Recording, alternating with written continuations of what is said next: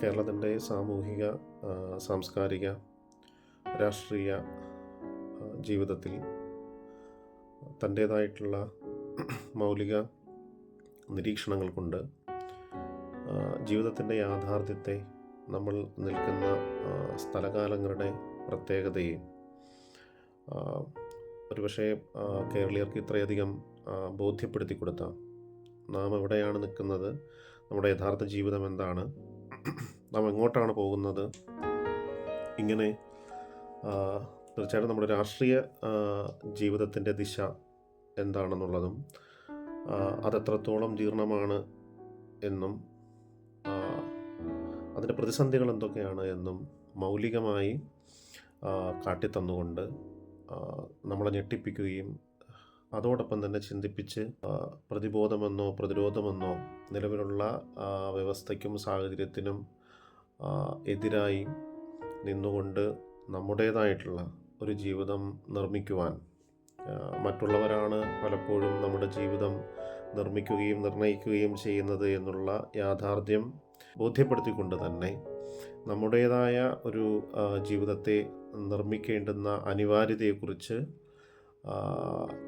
രാഷ്ട്രീയമായി നമ്മെ ബോധ്യപ്പെടുത്തിയ ചിന്തകനായിരുന്നു വിജയൻ മാഷ്.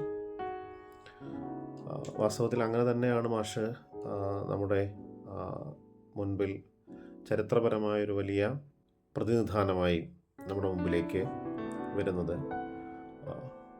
ഞാൻ മനസ്സിലാക്കുന്നത് ഈ ടെറി ഈഗിൾട്ടൻ്റെ how to read a poem എന്ന് പറയുന്ന പുസ്തകമുണ്ട്. അതിനകത്ത് കവിതയെക്കുറിച്ചുള്ള ഒരു നിർവചനം പറയുന്നുണ്ട്. കവിത എന്ന് പറയുന്നത്, കവിത ജീവിതത്തെ സ്പർശിക്കുന്നതാണ് എന്നുള്ള ഒരു അഭിപ്രായം. അത് ഒരുപക്ഷെ കവിതയെക്കുറിച്ചുള്ള പല നിർവചനങ്ങളിൽ ഒരു നിർവചനമായി നമുക്ക് എടുക്കാവുന്നതുമാണ്. ജീവിതത്തെ സ്പർശിക്കുന്നത് എന്താണോ അതാണ് കവിത എന്നാണ് പുസ്തകത്തിൽ ടെറി ഈഗിൾട്ടൺ പറയുന്നത്. പക്ഷേ വിജയൻ മാഷും അത്തരത്തിൽ ജീവിതത്തെ സ്പർശിക്കുന്ന, ജീവിതത്തിൻ്റെ യാഥാർത്ഥ്യത്തെ ബോധ്യപ്പെടുത്തുക എന്നുള്ള അർത്ഥം. അപ്പോൾ അങ്ങനെ ജീവിതത്തിൻ്റെ യാഥാർത്ഥ്യം എന്താണ് എന്നുള്ള പല സങ്കീർണമായിട്ടുള്ള ബലപ്രയോഗങ്ങളും നമ്മുടെ ജീവിതത്തിൽ ചെലുത്തിക്കൊണ്ടിരിക്കുന്നു. ബലപ്രയോഗങ്ങളാൽ നിയന്ത്രിക്കപ്പെടുകയും ആ ബലപ്രയോഗങ്ങളാൽ നിർമ്മിക്കപ്പെടുകയും ചെയ്യുന്ന ഒരു ജീവിതമാണ് നമ്മുടേതെന്നും ആ ബലപ്രയോഗങ്ങൾ എന്ത് ആണ് എന്ന് കാട്ടിത്തരുമ്പോഴാണ്, അല്ലെങ്കിൽ കാണാനുള്ള ശേഷി വരുമ്പോഴാണ് ജീവിതത്തിൻ്റെ യാഥാർത്ഥ്യത്തെ നമുക്ക് മനസ്സിലാക്കുവാൻ സാധിക്കുക. അപ്പോൾ പലതരം ബലപ്രയോഗങ്ങൾ നമ്മുടെ ജീവിതത്തെ നിയന്ത്രിക്കുന്നുണ്ട് എന്ന ബോധ്യം, അധികാരത്തിൻ്റെ ബലപ്രയോഗം, അതോടൊപ്പം തന്നെ അധികാരത്തിൻ്റെയും ഒരു ഫിനാൻഷ്യൽ ക്യാപിറ്റലിസത്തിൻ്റെ കാലമായതുകൊണ്ട് തന്നെ സ്വാഭാവികമായിട്ടും നമ്മുടെ ജീവിതത്തെ നിർമ്മിക്കുന്നതിൽ വലിയ പങ്ക് സാമ്പത്തിക സ്രോതസ്സിന് ഉണ്ട് എന്നുള്ളത്. സാമ്പത്തികമായിട്ടുള്ള ബലപ്രയോഗം, വംശീയമായ ബലപ്രയോഗം, പ്രാദേശികമായിട്ടുള്ള ബലപ്രയോഗം, ഇതിൻ്റെയൊക്കെ ബലപ്രയോഗങ്ങളിൽ നിന്നുകൊണ്ടാണ് നമ്മുടെ ജീവിതത്തിൻ്റെ നാം കാണുന്ന ഒരു പെരിഫറൽ ലെയർ എന്ന് പറയുന്ന ഒരു കേവലമായിട്ടുള്ള രൂപത്തിൽ നാം ജീവിതത്തെ മനസ്സിലാക്കുവാൻ, അതാണ് ജീവിതമെന്ന് തെറ്റിദ്ധരിച്ചുകൊണ്ട് ആ ഒഴുക്കിൽ പോകുവാൻ തയ്യാറായി അതിൽ കൂടി സഞ്ചരിക്കുമ്പോഴാണ് ഒരു തട പോലെ വിജയൻ മാഷിൻ്റെ ചിന്തകൾ നമ്മുടെ ജീവിതത്തിൻ്റെ ഉള്ളു പിടിച്ചുലയ്ക്കുകയും ജീവിതത്തിൻ്റെ ഇത്തരം ഞാൻ മുമ്പ് സൂചിപ്പിച്ച പോലെ നമ്മുടെ ജീവിതത്തെ നിർമ്മിക്കുകയും നിയന്ത്രിക്കുകയും ചെയ്യുന്ന ഇത്തരം ബലപ്രയോഗങ്ങളുടെ ചതിവുകളെക്കുറിച്ചും നമ്മളെ എങ്ങനെയാണത് അപനയിക്കുന്നത് എന്നതിനെക്കുറിച്ചും വളരെ കൃത്യമായി ചരിത്രപരമായി മനുഷ്യനെ മനസ്സിലാക്കിക്കൊണ്ട് നമ്മെ ഏറ്റവും ലളിതമായി ബോധ്യപ്പെടുത്തി എന്നുള്ളതായിരുന്നു മാഷിൻ്റെ സാംസ്കാരിക വിശകലനങ്ങളുടെ പ്രധാനപ്പെട്ട പ്രത്യേകത എന്ന് തോന്നുന്നു. അതോടൊപ്പം തന്നെ ഇപ്പോൾ നമ്മൾ മാഷിൻ്റെ സാഹിത്യ വിശകലനങ്ങൾ എടുത്തു നോക്കുമ്പോൾ എല്ലാം തന്നെ അദ്ദേഹം പറയുന്ന കാര്യങ്ങളൊക്കെ തന്നെ ചരിത്രപരമായി മനസ്സിലാക്കിക്കൊണ്ടാണ് മനുഷ്യൻ്റെ ഇതുവരെയുള്ള ജീവിതത്തിൻ്റെ അല്ലെങ്കിൽ വർഗപരമായിട്ടുള്ള അവൻ്റെ ചെറുത്തുനിൽപ്പിൻ്റെയും പോരാട്ടത്തിൻ്റെയും ഇതുവരെയുള്ള വളർച്ചയുടെയും ഒരു ഗതിയിൽ നിന്നുകൊണ്ടാണ് അദ്ദേഹം നമ്മൾ കേവലമായ ഒരു പക്ഷേ കാണാവുന്ന ഏറ്റവും ലഘുവെന്ന് നമ്മൾ തെറ്റിദ്ധരിക്കാവുന്ന വാക്കുകളെപ്പോലും എടുത്തു വെച്ചുകൊണ്ട് അതിനെ പ്രസക്തമാക്കി മനുഷ്യജീവിതവുമായിട്ടൊരു കേവല വാക്ക് എങ്ങനെയാണ് പൊരുത്തപ്പെട്ടോ വിയോജിച്ച് കൊണ്ടോ പ്രസക്തമായി തീരുന്നത് എന്ന് അദ്ദേഹം അദ്ദേഹത്തിൻ്റെ സാഹിത്യ പഠനങ്ങളിൽ അല്ലെങ്കിൽ നിരൂപണങ്ങളിൽ നമ്മെ കാട്ടിത്തരുന്നുണ്ട്. ഞാൻ പറഞ്ഞു വന്നത് ഇപ്പോൾ ഈ അദ്ദേഹം എങ്ങനെയാണ് ചരിത്രത്തെയും പിന്നെ സാഹിത്യത്തെയും നോക്കിക്കാണുന്നത് എന്നുള്ളത് അദ്ദേഹത്തിൻ്റെ കവിതയെക്കുറിച്ചുള്ള കാവ്യകലയുടെ രാഷ്ട്രീയത്തെക്കുറിച്ച് ചർച്ച ചെയ്യുന്ന സമയത്ത് ഒരു വാക്കെങ്ങനെയാണ് ചരിത്രപരമായി അർത്ഥശേഷി നേടിയെടുക്കുന്നത് എന്ന് സൂചിപ്പിക്കുന്നുണ്ട്. കാളിദാസൻ മേഘത്തെ മേഘസന്ദേശം എഴുതുമ്പോൾ കാളിദാസനെ സംബന്ധിച്ച് മേഘം എന്ന് പറയുന്നത് ആകാശത്ത് കുത്തിമറിയുന്ന ഒരു മതയാനയാണ് എന്നും ആ മതയാന എന്ന് പറയുന്നത് ഒരു പിന്നെ അത് യക്ഷൻ്റെ അല്ലെങ്കിൽ ബന്ധിക്കപ്പെട്ട് കിടക്കുന്ന അല്ലെങ്കിൽ പലായനം ചെയ്യപ്പെട്ട യാഥാർത്ഥ്യത്തിൽ നിന്നും അല്ലെങ്കിൽ അവൻ്റെ ഭൗതികമായിട്ടുള്ള അവൻ്റെ അടിസ്ഥാന ചോദനകളിൽ നിന്നും മാറ്റി നിർത്തപ്പെട്ട ഒരു മനുഷ്യൻ്റെ എന്താണ് കാമോദ്ദീപന ചിന്തകളാണ് എന്നും അല്ലെങ്കിൽ അതൊരു പുരുഷലിംഗ പ്രതീകമായി പിന്നെ മാറുന്നത് എങ്ങനെയാണ് എന്നും മാഷ് പറയുമ്പോൾ തന്നെ കാളിദാസൻ കണ്ട മേഘം ഈ പറയുന്ന പോലെ യക്ഷൻ്റെ കാമചിന്തകളായിരുന്നു എന്ന് പറയുന്നു. അപ്പോൾ ആ കാലഘട്ടത്തിൽ കാളിദാസൻ്റെ കാലഘട്ടത്തിൽ മേഘം അങ്ങനെ നിൽക്കുന്ന സമയത്ത് പിന്നീട് അതിന് ആ മേഘം എന്ന് പറയുന്ന വസ്തുവിൻ്റെ വാക്യത്തിൻ്റേതായിട്ടുള്ള അർത്ഥം, വസ്തുവിൻ്റെ അർത്ഥം വസ്തു എന്ന് പറയുന്ന വാക്കും കൂടിയാണല്ലോ. അപ്പോൾ ആ വാക്കിൻ്റെ അർത്ഥം അങ്ങനെയാണ് പരിണമിക്കുന്നത്. അത് ചരിത്രപരമായി അതായത് സാമൂഹ്യ ജീവിതത്തിൻ്റെ പരിണാമ പ്രക്രിയകൾക്കിടയിൽ ഒരു വസ്തു എങ്ങനെയാണ് അതിൻ്റെ വാഗർത്ഥം അല്ല വസ്തുവിൻ്റെ വാക്യപരമായിട്ടുള്ള അല്ലെങ്കിൽ നാമപരമായ അർത്ഥം എങ്ങനെയാണ് പരിണമിക്കുന്നത് എന്നും അതെങ്ങനെ ആ പരിണാമം വാസ്തവത്തിൽ നമ്മുടെ സാമൂഹ്യ ജീവിതവുമായിട്ട് സാമൂഹ്യ ജീവിതത്തിൻ്റെ കാഴ്ചപ്പാടുകളുമായിട്ട് ബന്ധപ്പെട്ടാണ് അതതിൻ്റെ അർത്ഥശേഷി അല്ലെങ്കിൽ അർത്ഥശേഷി വികസിപ്പിക്കുകയോ പരിണമിക്കുകയോ അതായത് ഒരു വാക്ക് എവല്യൂഷനിലേക്ക് മാറിത്തീരുന്ന സാമൂഹ്യമായിട്ടുള്ള കാരണങ്ങളാലാണ് എന്നുള്ള വായനയിലേക്കാണ് മാഷ് കൊണ്ടുപോകുന്നത്. അതായത് പറഞ്ഞു വന്നത് ഒരു വാക്കിനെ എടുക്കുമ്പോൾ പോലും മാഷ് ചരിത്രപരമായി അതിൻ്റെ സാധ്യതകളെയും അതിൻ്റെ വികാസ പരിണാമങ്ങളെയും എടുത്തു വെച്ചുകൊണ്ടാണ് മനുഷ്യൻ്റെ ജീവിതത്തിലുണ്ടായ കാഴ്ചയുടേതായിട്ടുള്ള സാംസ്കാരികമായിട്ടുള്ള കാഴ്ചയുടേതായിട്ടുള്ള പരിണാമത്തെ അദ്ദേഹം അടയാളപ്പെടുത്തുന്നത്. അപ്പോൾ അത് മുൻ സൂചിപ്പിച്ചതുപോലെ ഈ മേഘത്തിൻ്റെ കാര്യം പറയുമ്പോൾ തന്നെ ഇപ്പോൾ കാളിദാസൻ കണ്ട മേഘമല്ല വള്ളത്തോൾ കാണുന്നത് എന്ന് പറയുന്നു. ആ മേഘം എന്ന് പറയുന്ന വാക്ക് അല്ലെങ്കിൽ വസ്തു വള്ളത്തോളിൻ്റെ കാലത്ത് വരുമ്പോൾ അതൊരു പഞ്ഞിക്കെട്ടായി മാറുന്നതായി, പഞ്ഞി എന്ന് പറയുന്ന ഒന്ന് ആ പഞ്ഞിയിൽ നിന്ന് നൂൽക്കാമെന്നും നൂറ്റ് നമുക്ക് ഖദറുണ്ടാക്കാമെന്നും ഖദർ എന്ന് പറയുന്നത് ആ കാലഘട്ടത്തിലെ നിയോ കൊളോണിയലിസത്തിൻ്റെ അല്ലെങ്കിൽ കൊളോണിയലിസത്തിൻ്റെ തന്നെ ഒരു വിമോചനത്തിൻ്റേതായിട്ടുള്ള പോരാട്ട ബിംബമാണ് അല്ലെങ്കിൽ ഒരു മുദ്രാവാക്യമാണ്. മുദ്രാവാക്യം ഒരു വസ്തുവിൽ കൂടിയും നമുക്ക് വാക്ക് പറയാതെ അല്ലെങ്കിൽ മുദ്രാവാക്യം ഉയർത്താതെ ഒരു വസ്തുവിൽ കൂടി നമുക്ക് പ്രതിരോധത്തിൻ്റേതായിട്ടുള്ള സമരത്തിൻ്റേതായിട്ടുള്ള ഒരു സ്വഭാവത്തെ ഉണ്ടാക്കാം എന്നതുകൊണ്ടാണ് തീർച്ചയായിട്ടും വള്ളത്തോൾ മേഘത്തെ ഒരു പഞ്ഞിക്കെട്ടിനോട് അല്ലെങ്കിൽ ഖദറിനോട് അതിനെ സാമ്യപ്പെടുത്തുന്നത് എന്ന് പറയും. അപ്പോൾ കാളിദാസൻ കണ്ട മേഘവും വള്ളത്തോൾ കാണുന്നതും മേഘം തന്നെയാണെങ്കിലും അതിൻ്റെ സാമൂഹിക പരിതസ്ഥിതിയിൽ അത് ചരിത്രപരമായി ആണ് അതിൻ്റെ അർത്ഥപരിണാമം നേടുന്നത് എന്ന് പറയുന്നു. അപ്പോൾ അങ്ങനെ പറഞ്ഞു വന്നത് വസ്തുവിൻ്റെയും വാക്കിൻ്റെയും അർത്ഥമാനങ്ങൾ തന്നെ അതായത് മനുഷ്യൻ്റെ സാമൂഹ്യ ജീവിതത്തിൻ്റെ പരിണാമമാണ് നമ്മുടെ കാഴ്ചയിൽ കൂടി വരുന്ന വസ്തുക്കളുടെ അർത്ഥത്തിലേക്ക് മനുഷ്യനെ വ്യാപിപ്പിക്കുന്നത് അല്ലെങ്കിൽ കൊണ്ടുചെന്ന് എത്തിക്കുന്നത് എന്നുള്ള ചരിത്രപരമായിട്ടുള്ള ഒരു പിന്നെ സാഹിത്യ വിശകലനം അതോടൊപ്പം തന്നെയുള്ള സാമൂഹ്യ വിശകലനം ആണ് മാഷ് സാധ്യമാക്കുന്നത്. അത് മറ്റൊരു ഉദാഹരണത്തിൽ കൂടി അദ്ദേഹം പറയുന്നുണ്ട്. ഇപ്പോൾ നമ്പ്യാർ വാഴക്കുലയെക്കുറിച്ച് പറയുമ്പോൾ അല്ലെങ്കിൽ വാഴപ്പഴത്തെക്കുറിച്ച് പറയുമ്പോൾ നമ്പ്യാർ ആ വാഴപ്പഴത്തെ ഉപമിക്കുന്നത് അല്ലെങ്കിൽ വാഴക്കുലയെ ഉപമിക്കുന്നത് രത്നങ്ങളോടും പവിഴങ്ങളോടുമാണ് എന്ന് പറയുന്നുണ്ട്. എന്നാൽ അതിനുശേഷം വരുന്ന ചങ്ങമ്പുഴയാകട്ടെ വാഴക്കുലയും ഒരു കർഷകൻ്റെ അവകാശ പ്രശ്നമായിട്ടാണ്. അധ്വാനിച്ച് അയാൾ അത് നട്ട് നനച്ച് വാഴ നട്ട് നനച്ച് വാഴക്കുല ഉണ്ടാകുമ്പോൾ അത് അധ്വാനിച്ച ഒരു വർഗത്തിന് അത് ലഭിക്കാതെ വരികയും എന്നാൽ നോക്കി നിന്ന മറ്റൊരു വർഗത്തിന് അതിൻ്റെ ഫലം ഉപയോഗിക്കുവാനും കഴിയുന്നു എന്ന് പറയുന്ന ഈ വർഗപരമായിട്ടുള്ള പ്രശ്നത്തെ, അതായത് ഒരു ചൂഷകനും ഒരു ചൂഷിതനുമുണ്ട്. ഇത് നമ്മുടെ സാമൂഹികമായിട്ടുള്ള അവകാശ പ്രശ്നത്തിൻ്റെ, ചൂഷണത്തിൻ്റെ ഒരു പ്രശ്നമാണ്, ഒരു വർഗ പ്രശ്നമാണ് എന്നാണ് ചങ്ങമ്പുഴ കൊണ്ടുവരുന്നത്.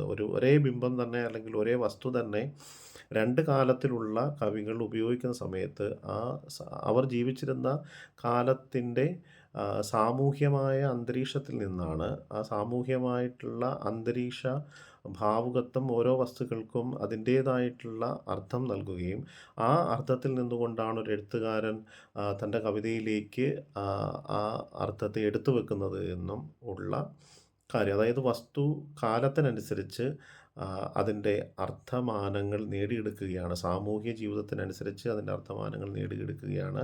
ഇത് വാക്കിൻ്റെ മാത്രം പരിണാമമല്ല, മറിച്ച് മനുഷ്യൻ്റെ സാമൂഹ്യ വീക്ഷണത്തിൻ്റെ പരിണാമം കൂടിയാണ് എന്നുള്ള വിശകലനത്തിലേക്കാണ് അദ്ദേഹം എത്തിച്ചേരുന്നത്. ഒരു വാക്കിന് അനേകായിരം അർത്ഥങ്ങൾ, ഈ വർദ്ധിച്ചു വരുന്ന അർത്ഥങ്ങൾ ഒരു വാക്കിന് ഒരു കവി നൽകുകയാണ് എന്നുണ്ടെങ്കിൽ അതിനെ നമുക്ക് കവിത എന്ന് പറയുക. ഒറ്റ വായനയിൽ നിങ്ങൾക്ക് വായിച്ചെടുക്കുവാൻ പറ്റുന്നത് കവിതയല്ല എന്നും, മറിച്ച് നിങ്ങൾക്ക് വായിച്ചാലും തീരാത്തത്ര ജീവിതവുമായി സ്പർശിക്കുന്ന അർത്ഥമാനങ്ങളിലേക്ക് കവിത നമ്മളെ കൊണ്ടുപോവുകയാണെങ്കിൽ അതാണ് കവിത എന്നും, അത് വാക്കിൻ്റെ ആംബിഗിറ്റി എന്ന് അല്ലെങ്കിൽ അവ്യവസ്ഥിതത്വം എന്നാണ് അതിനെ പറയുന്നത്. ഈ അവ്യവസ്ഥിതത്വമാണ് മേഘം, കാളിദാസൻ നോക്കുന്ന മേഘവും വള്ളത്തോൾ നോക്കുന്ന മേഘവും വ്യത്യസ്തമായിട്ടുള്ള മേഘങ്ങളായി മാറിത്തീരുന്നത്.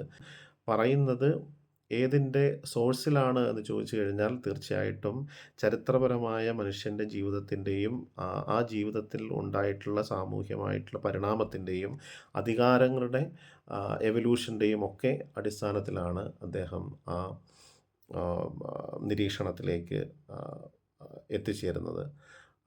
പറഞ്ഞു വന്നത് ഈ എല്ലാത്തിനെയും ചരിത്രപരമായി നോക്കിക്കാണുകയും ചരിത്രപരമായി ലിറ്ററേച്ചറിനെ, സാഹിത്യത്തെ, അതായത് ജീവിതത്തെ ബന്ധിപ്പിക്കുകയും അങ്ങനെ ബന്ധിപ്പിച്ചുകൊണ്ട് മനുഷ്യൻ്റെ ജീവിത പരിണാമത്തെ അടയാളപ്പെടുത്തുകയും ചെയ്തു. അങ്ങനെ അടയാളപ്പെടുത്തിക്കൊണ്ട് നാം ഇന്ന് എവിടെയാണ് നിൽക്കുന്നത് എന്നുള്ള യാഥാർത്ഥ്യം, റിയാലിറ്റി നമ്മളെ അറിയിക്കുകയും ചെയ്തു എന്നുള്ളതാണ് അദ്ദേഹത്തിൻ്റെ നിരൂപണങ്ങളുടെ രാഷ്ട്രീയ പ്രസക്തി എന്ന്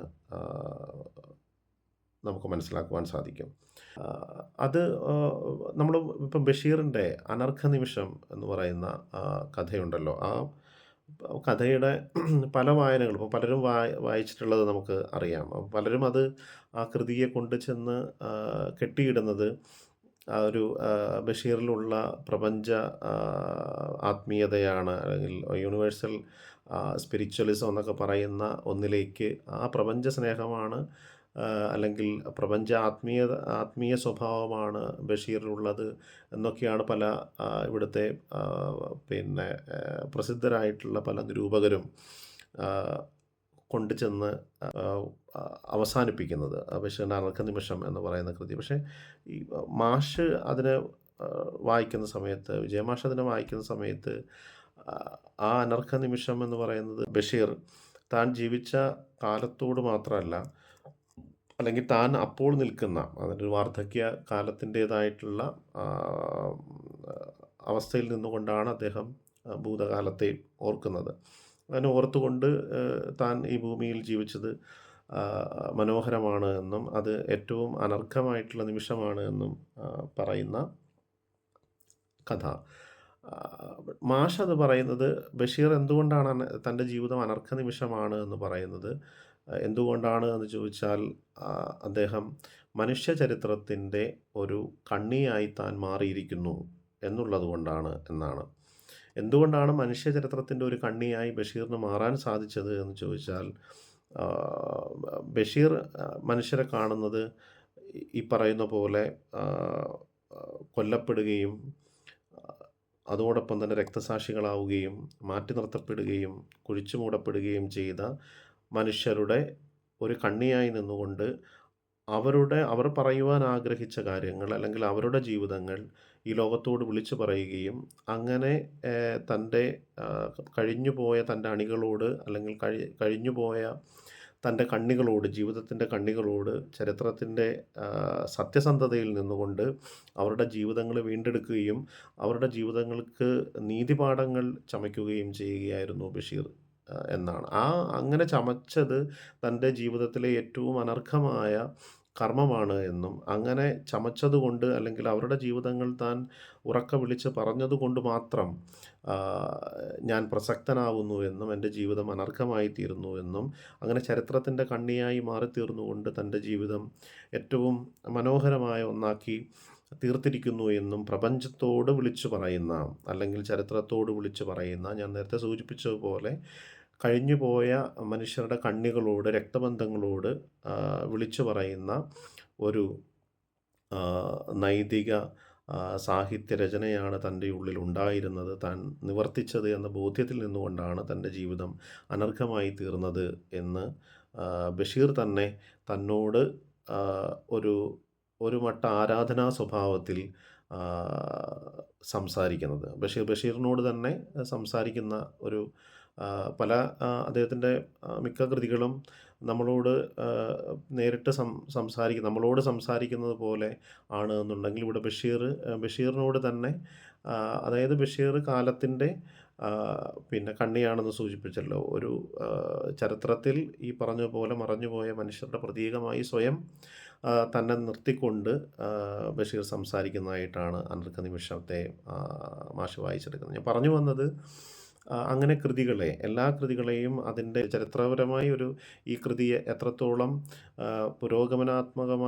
പുരോഗമനപരമായിട്ടുള്ളൊരു ദിശാസൂചികയാകുന്നു എന്നുള്ള ഒരു സ്കെയിലിൽ വെച്ചുകൊണ്ടാണ് തീർച്ചയായിട്ടും മാഷ്, അല്ലെങ്കിൽ അത്തരമൊരു ത്രാസിൽ വെച്ചുകൊണ്ടാണ് മാഷ് എല്ലാ കൃതികളെയും വായിക്കുവാൻ ശ്രമിച്ചിട്ടുള്ളത്. ചരിത്രത്തെ മറന്നുകൊണ്ടുള്ള ഒരു വായന കേവലമായി കൃതിയെ ഒരു നിശ്ചിത സ്ഥലത്ത്, ഇപ്പം നവചരിത്രവാദികൾ പറയുന്നത്, നിങ്ങൾ ചരിത്രത്തെ അല്ലെങ്കിൽ പിന്നെ വർഗസമരങ്ങളെ, ഇവിടെ നടന്നിട്ടുള്ള അനുഭവങ്ങളുടേതായിട്ടുള്ള ചരിത്രങ്ങളെ നിങ്ങൾ വായിക്കേണ്ടതില്ല, മറിച്ച് ടെക്സ്റ്റാണ് ചരിത്രം എന്നാണല്ലോ. അങ്ങനെ ടെക്സ്റ്റ് ചരിത്രമാക്കി ഒരു പ്രത്യേക നിങ്ങൾക്കിഷ്ടമുള്ള കാലത്തേക്കോ അല്ലെങ്കിൽ ദേശത്തേക്കോ ചുരുക്കിക്കൊണ്ടുവന്നുകൊണ്ട് അതിനെ ഒരു ടെക്സ്റ്റാക്കി മാറ്റി, ഒരു സ്പേസിനെ ടെക്സ്റ്റാക്കി മാറ്റി അതിനെ ചരിത്രമാക്കി വായിക്കുവാനുള്ള ശ്രമമാണല്ലോ ഈ നവചരിത്രവാദത്തിൻ്റെ ഭാഗമായിട്ടുണ്ടായിത്തീരുന്നത്. അപ്പോൾ വാസ്തവത്തിൽ സംഭവിക്കുന്നത്, ഞാൻ സൂചിപ്പിച്ച പോലെ വിജയമാഷൊക്കെ കൊണ്ടുവന്നിട്ടുള്ള ജീവിതത്തിൻ്റെ നമുക്ക് ഒഴിച്ചു മാറ്റാൻ പറ്റാത്ത നമ്മുടെ ചരിത്ര പ്രതിസന്ധികളും നമ്മൾ ഇന്ന് വരെ എങ്ങനെയാണോ ആയിത്തീർന്നിട്ടുള്ളത്, അതായത് നമ്മുടെ പുരോഗമനപരമായിട്ടുള്ള എല്ലാ മൂല്യങ്ങളിലും നിന്നുകൊണ്ടുള്ളൊരു ജീവിതത്തെ നാം എങ്ങനെയാണോ കെട്ടിപ്പടുത്തത്, അതിനെയെല്ലാം മുറിച്ചു മാറ്റിക്കൊണ്ട് അല്ലെങ്കിൽ തുണ്ടമാക്കിക്കൊണ്ട് നിങ്ങൾ ടെക്സ്റ്റുകൾക്കുള്ളിൽ ചരിത്രത്തെ കണ്ടെത്തുവാൻ ശ്രമിക്കൂ എന്നാണ് അവർ പറയുന്നത്. ഇതിനൊക്കെ വിരുദ്ധമായി ഞാൻ നേരത്തെ സൂചിപ്പിച്ചതുപോലെ അനുഭവങ്ങളിൽ നിന്ന്, സാമൂഹ്യ ജീവിതത്തിൽ നിന്ന്, മനുഷ്യൻ്റെ പോരാട്ടങ്ങളിൽ നിന്ന് വാക്കുകളെയും പുസ്തകത്തിൻ്റെ മൂല്യത്തെയും നിരൂപണത്തിൻ്റെ രാഷ്ട്രീയ പ്രസക്തിയെയും സ്ഥാപിച്ചെടുക്കുകയായിരുന്നു വാസ്തവത്തിൽ മാഷ് ചെയ്തത്. ഇങ്ങനെയുള്ള രാഷ്ട്രീയ, സാമൂഹിക, സാംസ്കാരിക വെളിച്ചമാണ് മാഷ് തൻ്റെ നിരൂപണങ്ങളിൽ കൂടി മുന്നോട്ട് വെക്കുവാൻ ശ്രമിച്ചത്. തീർച്ചയായിട്ടും പിന്നീട് നമുക്ക് ഇപ്പോൾ വൈലോപ്പിള്ളിയുടെ സഹ്യൻ്റെ മകനെയൊക്കെ വായിക്കുന്ന സമയത്ത് നമുക്ക് ആ ചരിത്രത്തെ എത്രത്തോളം അദ്ദേഹം കവിയുമായിട്ട് അല്ലെങ്കിൽ സഹ്യൻ്റെ മകനുമായിട്ട് സംയോജിപ്പിക്കുന്നു എന്ന് നമുക്കറിയാം. അപ്പോൾ അതിനകത്ത് നാം എങ്ങനെയാണ് പുതിയ കാലത്ത് ഈ കെട്ടുകാഴ്ചകളായിട്ട് മാറുന്നതെന്നും മറ്റുള്ളവരുടെ താല്പര്യങ്ങളാൽ മറ്റുള്ളവരുടെ ടേസ്റ്റിന് അഭിരുചികൾക്കനുസരിച്ച് നമ്മുടെ അഭിരുചികൾ എങ്ങനെയാണ് അറിയാതെ മാറിത്തീരുന്നതെന്നൊക്കെ നമുക്കിപ്പോഴും എളുപ്പത്തിൽ മനസ്സിലാക്കുവാനുള്ള ഒരു കവിതയും ആ, കവിതാ നിരൂപണവും വാസ്തവത്തിൽ സഖിൻ്റെ മകനും സഖിൻ്റെ മകനെ ശീർഷാസനത്തിൽ വന്ന സഖിൻ്റെ മകൻ്റെ നിരൂപണവുമാണ് എന്ന് നമുക്കറിയാം. അതിനകത്ത് വാക്കിൻ്റെ ആംബിഗിറ്റിയെക്കുറിച്ച് പറയുമ്പോൾ വൈലോപ്പിള്ളിയുടെ സഖിൻ്റെ മകനിലെ വരികളുണ്ടല്ലോ. പൊൽത്തിടം പേറിദ്ദേവൻ പെരുമാറും അപ്പരും മസ്തക കടാഹത്തിൽ മന്ത്രിപ്പൂ പിശാചുക്കൾ എന്ന് പറയുന്ന. അപ്പോൾ അതിനകത്ത് ഈ ഈ എന്താണ് നമ്മുടെ മുകളിൽ വെച്ചിരിക്കുന്ന മസ്തകത്തിൽ വെച്ചിരിക്കുന്ന തിടമ്പും നെറ്റിപ്പട്ടവും ഒക്കെ തന്നെ ഇന്നത്തെ ഈ മാർക്കറ്റിൻ്റേതായിട്ടുള്ള കമ്പോളത്തിൻ്റേതായിട്ടുള്ള ഒരു ലോകത്ത് നാം എങ്ങനെയാണ് നമ്മുടെ തല കൊണ്ടുവന്ന് അതിനകത്ത് വെച്ചിരിക്കുന്നതെന്നും അതെങ്ങനെയാണ് നമുക്ക് ഊരിയെടുക്കാൻ പറ്റാതായി തീർന്നിരിക്കുന്നത് എന്നും പറയുകയും ഒപ്പം അതിൽ നിന്നും ഊരി മാറുവാൻ, അതിൽ നിന്നും കുതറി മാറിക്കൊണ്ട് തൻ്റേതായിട്ടുള്ള ജീവിതം നിർമ്മിക്കുവാൻ നമുക്ക് ആ അടിസ്ഥാന ചോദന നമ്മുടെ ഈദ് അല്ലെങ്കിൽ ആ ഈവ് എന്ന് പറയുന്ന ഒന്ന് നമ്മുടെ ഉള്ളിൽ ഉണ്ടായിത്തീരണമെന്നും അങ്ങനെ നിങ്ങൾ ആ ഈവ് അല്ലെങ്കിൽ ഈദ് എന്ന് പറയുന്നത് നമ്മുടെ ചരിത്രബോധമാണ് എന്നും നമ്മുടെ സമരശേഷിയാണ് എന്നും ഉള്ള ഒരു വായനയിലേക്ക് അദ്ദേഹം കൊണ്ടുവരുന്നുണ്ട്. ഞാൻ സൂചിപ്പിച്ചത് ഇങ്ങനെ കൃതിയെ ചരിത്രപരമായി മനസ്സിലാക്കിക്കൊണ്ട് എത്രത്തോളം കൃതി മനുഷ്യപക്ഷത്താണ് എന്നും മനുഷ്യൻ്റെ പുരോഗമന പക്ഷത്താണ് എന്നും വായിച്ചെടുക്കുവാനുള്ള ശ്രമവും അതല്ലാതുള്ള കവികളെയും നമ്മൾ കണ്ടിട്ടുള്ള മഹാന്മാരായിട്ടുള്ള പല കവികളെയും എഴുത്തുകാരെയും മാറ്റി നിർത്തുവാനും ഉള്ള തൻ്റെ ഇടം ആയിരുന്നു മാഷിൻ്റെ സാഹിത്യ രചനകൾക്ക് ഉണ്ടായിരുന്നത്. പിന്നീട് മാഷ് തീർച്ചയായിട്ടും അദ്ദേഹത്തിൻ്റെ സാംസ്കാരിക വായനയിൽ അല്ലെങ്കിൽ സാംസ്കാരികപരമായിട്ടുള്ള കേരളീയരുടെ അല്ലെങ്കിൽ ലോകത്തിൻ്റെ തന്നെ ജീവിത വായനയിൽ ഒരുപക്ഷെ അദ്ദേഹം ഏറ്റവും വലിയൊരു നടുക്കവും അതോടൊപ്പം തന്നെ മാഷ് തന്നെ പറയുന്നുണ്ടല്ലോ, എന്തെങ്കിലും ചെയ്യുന്നവരാണ് തീർച്ചയായിട്ടും അനഭിമതരായി തീരുന്നത്, അല്ലെങ്കിൽ ശത്രുക്കളെ ഉണ്ടാക്കാത്തവർ വാസ്തവത്തിൽ ഒന്നും ചെയ്യുന്നില്ല എന്ന് അദ്ദേഹം തന്നെ പറഞ്ഞിട്ടുണ്ടല്ലോ. തീർച്ചയായിട്ടും മാഷ് ഒരു അനഭിമതനായി അല്ലെങ്കിൽ അപ്രസക്തനായെന്ന് അധികാര ലോകത്തിരിക്കുന്നവർക്ക് അല്ലെങ്കിൽ വൈലോപ്പിള്ളിയുടെ ഭാഷയിൽ സവർണപക്ഷത്തിരിക്കുന്നവർക്ക് തോന്നിയതിന് കാരണം അദ്ദേഹം ഇന്ന് നമ്മുടെ ജീവിതത്തെ നിയന്ത്രിക്കുന്ന ഫിനാൻഷ്യൽ അധികാരത്തിൻ്റെ ഫിനാൻഷ്യൽ പ്രയോഗത്തിൻ്റെ മൂലധന പ്രയോഗത്തിൻ്റെ സ്ഥലങ്ങളിൽ അധികാര സ്ഥലങ്ങളിൽ കൃത്യമായി അദ്ദേഹം സ്പർശിച്ചു എന്നുള്ളതാണ്. രണ്ട് ഘട്ടമായിട്ട് നമുക്ക് അദ്ദേഹത്തിൻ്റെ ജീവിതത്തെ വായിക്കാമെന്നുണ്ടെങ്കിൽ ഒരുപക്ഷെ സാമ്രാജ്യത്വത്തെ കണിശമായി നമ്മുടെ സംസ്കാരത്തെ അധിനിവേശ ശക്തികൾ എങ്ങനെയാണ് കൈയടക്കിയിരിക്കുന്നത് എന്നും നമ്മുടെ ജീവിതത്തെ എങ്ങനെയാണ് അത് ഇത്രമാത്രം സങ്കീർണവും ജീർണവുമാക്കി തീർത്തിരിക്കുന്നത് എന്നും നമുക്ക് മുന്നോട്ട് നടക്കുവാനുള്ള വഴികൾ എങ്ങനെയാണ് പെട്ടിരിക്കുന്നത് എന്നും ലോകത്തോട് വിളിച്ചു പറഞ്ഞു. അതിൻ്റെ മൂലസ്ഥാനങ്ങളെ കാട്ടിക്കൊടുത്തു എന്നതാണ് തീർച്ചയായിട്ടും അദ്ദേഹം അനഭിമതനായി തീരുവാനുള്ള പ്രധാന കാരണങ്ങളിൽ ഒന്ന്. തീർച്ചയായിട്ടും അത് ഈ സാമ്രാജ്യത്വത്തോട് ഒരു പ്രതിരോധ രാഷ്ട്രീയം അദ്ദേഹം കൃത്യമായി തൻ്റെ നൈതികമായ ശേഷി കൊണ്ട്, അതാണ് മാഷിനെ എപ്പോഴും അത്ഭുതപ്പെടുത്തുന്ന ഒന്ന് അതാണ്. അത്രയും ജീവിതത്തിൻ്റെ ഏറ്റവും അവസാന ഘട്ടങ്ങളിലേക്ക് കടന്നുപോയിക്കൊണ്ടിരിക്കുന്ന മനുഷ്യരിൽ കാണുന്ന അഗ്നി, അത് തീർച്ചയായിട്ടും അദ്ദേഹത്തിൻ്റെ നൈതികമായിട്ടുള്ള വിചാരത്തിൻ്റെയും നൈതികമായിട്ടുള്ള മൂല്യത്തിൻ്റെയും ബലശേഷിയാണെന്ന് നമുക്കറിയാം. അപ്പം അങ്ങനെ ഞാൻ പറഞ്ഞു വന്നത്, അങ്ങനെ നമ്മുടെ ജീവിതത്തെ ഇന്ന് നമ്മുടെ ജീവിതത്തെ ഉണ്ടാക്കുന്ന നിയമങ്ങളുണ്ടല്ലോ, ആ നിയമങ്ങളൊക്കെ തന്നെ നിർമ്മിക്കപ്പെടുന്നത് തീർച്ചയായിട്ടും ഫണ്ടിങ് കൊണ്ടാണ് എന്നും ആ ഫണ്ടിങ് കൊണ്ട് നമ്മുടെ പ്രാദേശിക സ്ഥാനങ്ങൾ, നമ്മുടെ രാജ്യം അടക്കം അപനയിക്കപ്പെട്ടുകൊണ്ടിരിക്കുകയാണ് എന്നും നമ്മുടെ ജീവിതം ഹൈജാക്ക് ചെയ്യപ്പെട്ടിരിക്കുന്നു എന്നും നമ്മുടെ ജീവിതത്തിൻ്റെ നിയമങ്ങളും നമ്മുടെ ജീവിതം എങ്ങനെയായിരിക്കണം എന്ന് തീരുമാനിക്കുന്നതും നമ്മളല്ല എന്നും തിരിച്ചറിഞ്ഞുകൊണ്ട് അത് ലോകത്തോട് വിളിച്ചു പറഞ്ഞപ്പോഴാണ് തീർച്ചയായിട്ടും അദ്ദേഹം അനഭിമതനായ ഒരു ആ, പിന്നെ രാഷ്ട്രീയ സാംസ്കാരിക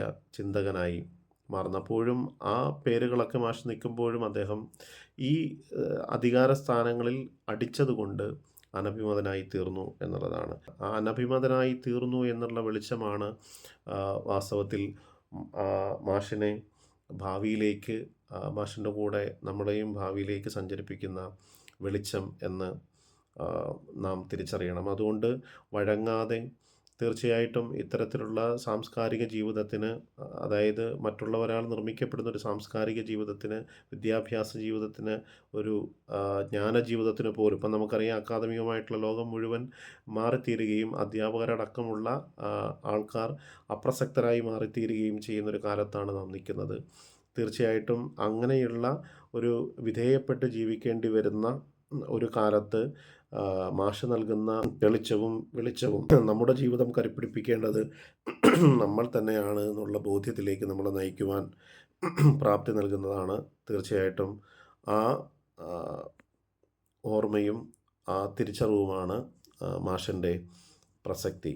ഭാവിയിലേക്കുള്ള നമ്മളെ കൈപിടിച്ച് നടത്തുന്ന ശേഷിയും അതാണ് എന്ന് ഞാൻ മനസ്സിലാക്കുന്നു.